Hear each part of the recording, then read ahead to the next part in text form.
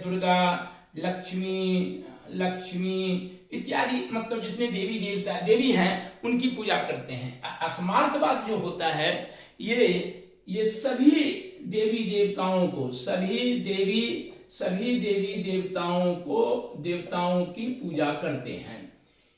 साकार, मुख्य रूप से साकार का मतलब होता है आपको मूर्ति पूजा। साकार का अर्थ होता है मूर्ति पूजा। साकार ब्रह्म के जो उपासक होते हैं वे मुख्य रूप से मूर्ति पूजा में विश्वास करते हैं।